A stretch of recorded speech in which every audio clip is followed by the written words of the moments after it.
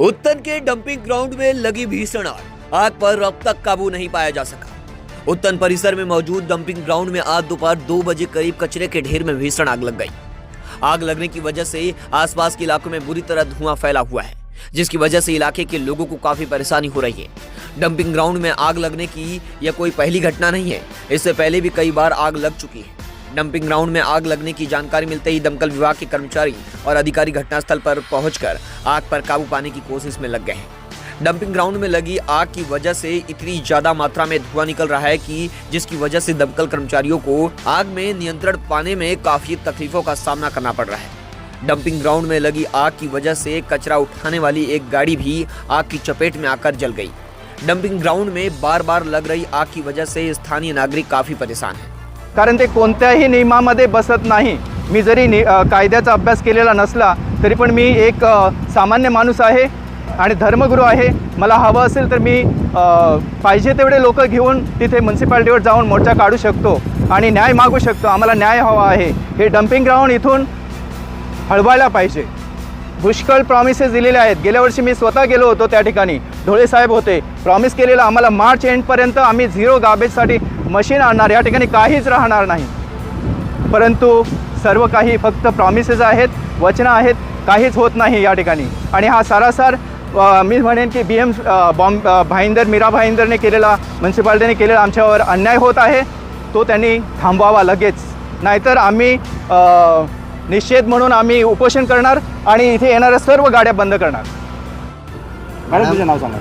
Frida Pradeep Moraes. जे आहेत ना ते आग लागलेली डंपिंग ग्राउंडमध्ये लोकांना काय त्रास आहे? मी बऱ्याच वर्षापासून ओरडते का प्रोसेसिंग प्लांटचा स्पीड करा, काय आहे तुम्ही प्रोसेस करा, कचरा असा टाकू नका गावात, प्रदूषण वाढते, वास धूर येतो जेव्हा आग लागते आणि दुर्गंध पसरते अख्ख्या गावामध्ये, लोकांना त्रास होत आहे। आता कसं आहे, कचरा आपण जर वर टाकला तर त्याचे गॅसेस जे आहेत ना ते खाली सेटल होतात आणि खाली गाव आहे, हे वरती डोंगरावरती कचरा टाकला जात आहे। तर हा कचरा जो आहे हा कसा कमी करणार, तर आग लावली जाते। मी तर आरोपच लावते डायरेक्ट का आग लावली जाते, लागते। चला जे कमिशनर साहेब वगैरे आहेत पहिल्याचे ते बोलायचे मिथेनमुळे आग लागते तर असा कचरा कशाला डंप करतायत तुम्ही? काय नुकसान म्हणजे मी पाहिलं का 2-3 गाड्या, मी यायच्या अगोदर 2 मोठ्या गाड्या सुद्धा आग लागल्या होत्या आणि त्यांनी कुठेतरी ते गाड्या नेल्या, मला माहीत नाही कुठे नेलं। आणि छोटी पण मी जर पहिला मला एक व्हिडिओ आला इकडच्या लोकांचा, तिकडे मी थोडे मशिनरीज बघितले, काय होते मला माहीत नाही, पण आम्ही येता सगळं निघालं। आग लगी थी और कितनी गाड़ियाँ लगाई हैं? ये लगभग 2 बजे आग लगी थी। 7 वाटर टैंकर, 4 टैंकर पुरवठा कर एक पानी का जो ये कर रहा है पुरवठा वो है। और लगभग मैं खुद उसमें से हाजिर है और मेरे 2 ऑफिसर हाजिर है। करीब 35 से 37 कर्मचारी है। हाँ सर, कितने बजे आग लगी थी? क्या लगता है कब तक इस पर काबू पाया जा सकता है? ये 2 घंटा में काबू करने का इरादा है हमारा। फादर काय सांगणार, इथं मोठ्या प्रमाणात डंपिंग ग्राउंडला आग लागलेली आहे? एवढी आग मी कधीच बघितली नव्हती, पण आज तर भयानकच आग दिसत आहे आणि त्याच्यामुळे संपूर्ण परिसर तुम्ही आजूबाजूला बघितला तर धुराने भरून गेलेला आहे।